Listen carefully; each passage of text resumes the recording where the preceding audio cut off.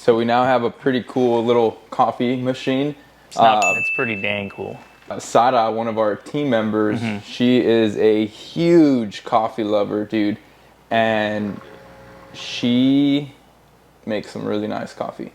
Yeah. Dang. Yeah. Really pretty looking coffee. I mean, yours is already slurped, but it's pretty good, honestly. Yeah. She even had those coffee beans, chocolate covered yeah, coffee beans. she goes in on that. I remember the first time, I don't know what event it was, but we announced that we were doing coffee. That coffee sold. Really? That coffee sold. I mean, she was in there busy. Here at the event, you were making it was a 3-year anniversary. Yeah. Oh, that's right. It was kind of cool. That was the one event that I should have been. The coffee was selling very well. Wow. And so, yeah, so now we have coffee. Had a really strong one before this morning's field trip. This is coffee number 2 for me. I had one this morning when I woke up. Woke up like at 6 a.m. this morning. So what's your urgency level for like big, busy days, like field trips? Like you got to wake up, like take us through your routine. Morning field trip routine for me. So today I woke up 6 a.m. I fed a few of the chickens, let out the dogs, had my coffee, kind of got myself in the zone, ready for all these students. There was a few little landmines around the farm. What is Dog that? poops. For all yeah. I like, for those that don't know landmines, I'm like, not cow pies, right? Yeah. And so one thing about Alpaquita Ranch is it needs to be clean. There cannot be poop all over the place. I don't want people stepping on poop. And so that's one of the things that I did this morning. I took care of that. Then my team got here. They got here at 8 and then just kind of took out some of the things. And so in the garden to die for, they set up the little bowls, little mortar and pestles with the yarn, the cochinea, everything kind of laid out. And so today, since we had extra time, we invested more time into kind of setting up some stations outside and just setting up a little bit more. We went a little bit above and beyond for this field trip. And so we kind of want to do this from now on, is just make it more appealing. So as students are walking into the garden, as they're walking to the activity station, they're already seeing yarn, they're already seeing natural dyes of the world, and so as they're walking in, they're already ready to learn. Or I can do a little quick mini lesson right outside, before we jump into the actual lesson. And so, nice. Yeah. So what school did you guys have today? Edinburgh CISD, Trevino Elementary. We had about 80 of them today, and then next week they will be about 95 of them. Wow, it's a pretty big group. Yeah, pretty big groups. Our team does great with the groups. So what we do, what kind of a field trip looks like, a field trip itinerary is, as soon as the school gets here, whoever sees the bus first notifies everybody else on the walkie-talkie, hey, bus is driving down the road. Everybody's ready. Everybody gets into the spots that they know they need to be in. Some of us will be receiving the group. Some of us will, if there's parents attending, some of us will be guiding the parents to the check-in. Some of us will be receiving the students over at the barn. And after that, we're ready to go. First thing we do is we sit all the students. I already know how many students we're expecting, and so we have plenty of tables and chairs for everybody. Everybody takes a seat, and I start with the quick introduction. Today we had 4-year-olds, and so because they were only 4, I'm not going to do all this talking that I would do with a middle school group or maybe a high school, or maybe some 5th graders. So what I did right off the bat was I introduced myself. Good morning. My name's Giovanni. High energy with these 4-year-olds. It has to be. And we get right into touching alpaca plushies. So just like this one. And so we're handing out these plushies. They're already getting their hands on them. And I'm already letting them know, hey, this is what a real alpaca feels like. In fact, this is real alpaca fur. And so, yeah, with the 4-year-olds, we're getting hands-on right away. We're talking alpaca. We're talking plushies. They're passing them around. They're so excited because they're feeling these plushies. Right after that, we're bringing in a baby alpaca.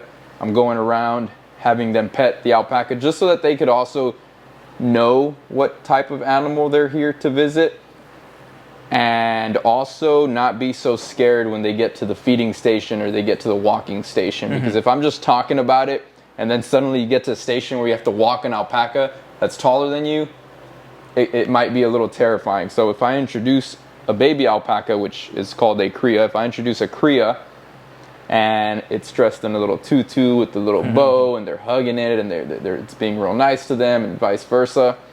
Once we get into the actual activities, they already know what to expect, and they don't have fear getting in the way of them and the experience that they are about to get. This is like a nice slow introduction. instead of like, all right, go feed the alpaca. Right, go feed them, and then and maybe fear that it's gonna bite you, which alpacas don't bite. They only have. I think most people, I row think I teeth. had that pre-assumption. I'm like, what does an alpaca actually do? And people like, do they bite? Do they kick? Do they spit? Do they? And I was like, yeah, they do.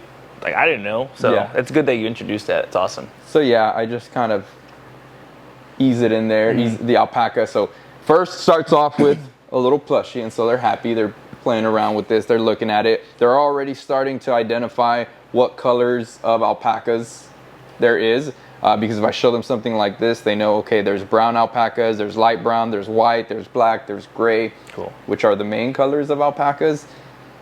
Then when they actually, when I bring in a real alpaca, now they're seeing it, now they're losing a little bit of the fear they may have had towards this animal if I would have just, like I said, thrown them right into there. And I mentioned colors because with the 4-year-old class, we're talking colors of alpacas, and then that is a beautiful transition into my yarn dyeing activity because we're talking yarn, we're talking colors, we're talking natural dyes. After the introduction, we split into groups, and so this depends on the amount of students that we have. Today we had about 79 students, rounded up to 80, so 4 groups. We had 4 groups of 20. So after my short introduction, it might have taken like 7 minutes at the most. I didn't talk for that long. Again, very hands-on, very interactive. We're splitting up into a few groups, and every activity station, one of our team leaders is leading that station. And so I'll be at the garden to die for doing that activity. We'll have another team member doing the guided alpaca walking. Remember, they're 4-year-olds, so they're not getting an alpaca and walking on their own. No. They are doing it, which some of our alpacas are really docile. They probably would have no problem with that. But to be on the safe side of things, we are holding the leash. We are guided walking. The teachers are taking photos. Today there was parents in attendance, so parents are taking photos, videos. What I've even done in the past is I've gotten some of the baby alpacas and I've gotten out the way and let the parent walk with the students and the alpaca. And that is awesome because then I get to get mom's phone and I get to record them, and then they have a really cute video of a field trip. Another cool thing about today, this pretty much made my day. I was told by one of the grandmas that was on the field trip today and one of the teachers that was on the field trip today that this was the students, these 4-year-old students' first field trip ever. Wow. Isn't that really? Cool? Yeah. Their first field trip ever, Alpaquita Ranch, for these students that came today. So wow. I felt I was... Well, they beat me. I didn't joy. come here at 4 years old. Came here in my 20s. And they absolutely loved the experience. I mean, they were leaving with smiles on their face, really happy, very excited. And you can tell as they're doing the activities how engaged they are. And we kind of space it out like this. So one station is action-packed. So they'll be feeding alpacas, which is action-packed for a lot of people. So you'll be feeding alpacas, and then we'll do a yarn dyeing activity, which kind of slows down the pace, the tempo a little bit. And then we'll go again to walking alpacas, and then we'll do another learning station where they're maybe sitting down, learning, cooling off, learning a little bit about alpacas while still doing hands-on activities, but not as out there walking, doing, you know. That's cool. Yeah, that's really cool because, you know, you talk about making a first impression at an early age and getting them introduced. Like, I didn't even know what an alpaca was. So to have that first field trip, first memory be here, it's like, they're never going to forget that. That's pretty awesome. Yeah. And that's also why a lot of parents also showed up today. And I love that because, hey, it's my 4-year-old's first field trip ever. Why not be in attendance? And so there was lots of photos. A lot of the parents expressed how organized and how much they loved the field trip. And you know, it's way more than them just learning about alpacas. The connections that they're able to make with the outdoors and with the fleece and with the fiber and with the colors of alpacas and with what cochinea, the natural dye is. And they're using a mortar and pestle, which is in science textbooks. All ages, right? It's a lot more than just, hey, let's come learn about alpacas, or hey, let's come pet an alpaca. It's a lot more interactive and educational than that. And it really does go beyond the alpacas. And it showed this morning. They really, really enjoyed it. Great field trip. It was about 2 hours long. They brought a snack. And so they had some sandwiches, the carrots, the milk, all that good stuff. I remember all those that. really good snacks. Peanut butter and jelly. Yeah, every day. Well, that's cool because like I felt like as a kid myself, I just wanted to get out of the classroom. You just want to play, but it's like, why not come to the farm? It's like if classrooms were so interactive like this, I feel like kids would be more excited to learn. And so this entire experience, my mom has childcare centers, and ever since I can remember, her thing was always, and I remember clearly her saying, my thing is I am going to not only teach the kids about fire trucks, I am going to take the fire truck so that they can learn through the experience. The yarn dyeing activity that I do with the students comes from Peru. We sat and watched an alpaca farm, and these people that work there at the alpaca farm that actually do the sweaters and the yarn and all that. They were teaching us how to naturally dye the yarn using cochinea, and we brought that back from over here, and look at what a hit that activity has been. I mean, students learn so much from it and enjoy it so much, and so we built a whole garden. I mean, it's called the Garden to Die For, that building there. It comes from Peru. It comes from the Andes Mountains. So I can't even imagine next time that I go over and over just how much more I'm going to be bringing back here to Alpaquita Ranch. I can't wait. It's cool. We don't got to go to Peru to experience the culture. It's literally here in the valley. How long has it been? I can learn. Since you first went? Let's see. What are we, 2024 already? Yeah. 6 years. Because it's a 3-year anniversary. So you went, what, 2018, 2019? Yeah, 2018. Dang, that's crazy. You just said, hey, I'm going to book the flight. I'm going to Peru. No, it was family. Oh, that's right. Yeah, family. My mother. Yeah. So it was mom's idea. Mom's idea to go. Yeah, and then we were on a bus tour with other people, and so it was like, you're waking up at this time. We're gonna go visit this. We're gonna go to Machu Picchu. We're gonna go to Cusco. We're gonna spend this over here. It was really well planned out by the tour guides. In fact, when we go, it's gonna be with these tour guides, but we want to do kind of more of like a private experience just for our group, which that's gonna be dope. Yeah. So I was talking to Brandon. We want to do a Peru trip, and we want to document really everything. We want to go out there, do the alpaca farms. I've already done the alpaca farms, but go out there, do alpaca farms. Where it started. That's where everything alpaca started. I mean, since the Inca times, and so it's just so. I want to go back and just kind of take it all in. Now we are vendors with most districts in the RGV. There's still a few districts that we haven't become vendors with. I know, like maybe 2 weeks ago, we just became vendors with Mercedes ISD. So there was a teacher from Zach Taylor Elementary who was the one that took the initiative, and we did all the paperwork. She sent me all the information that I needed to fill out and paperwork. And so now I am a vendor with Mercedes ISD. Wow. Or same with Sherryland ISD or McAllen ISD. And so now teachers from those school districts can reach out to me, ask for availability, ask for pricing, if it's the right fit for that class field trip.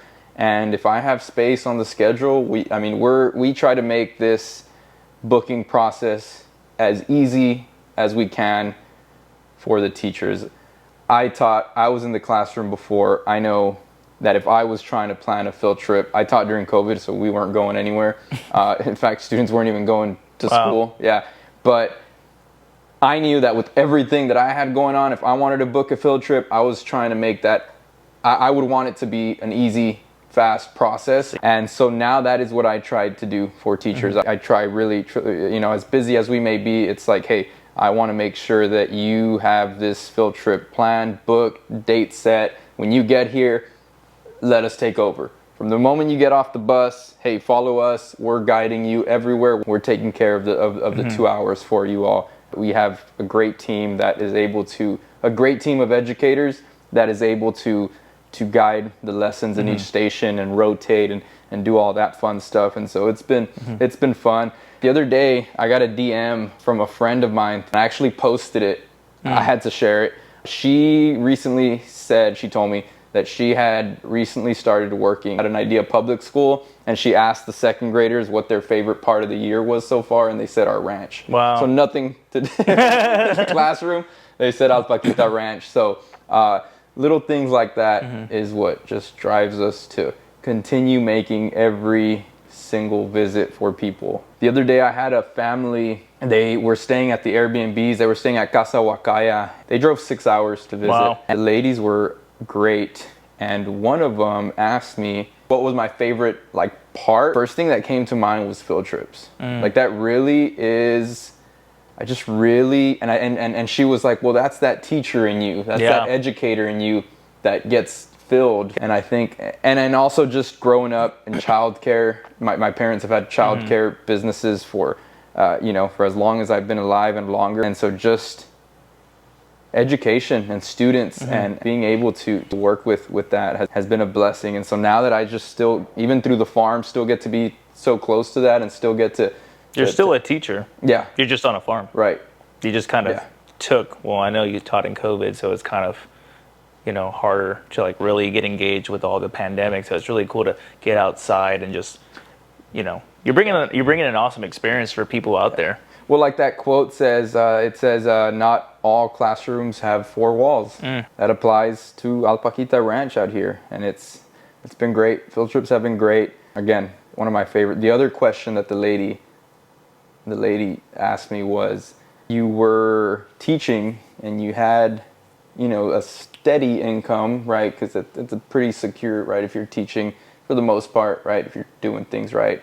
Her thing was, what made you take the leap of faith to come jump into a business? And so that question was like, whoa. I was like, give me a second. I'll get back to you. I was like, give me a second. But they don't teach you how to start an alpaca farm in business school. No. And I guess the answer eventually just for me revolves around my faith in God, and so that's cool though. That's it's the answer. Sounds like you still have that foundation of stability within faith. You want to teach, you want to give back.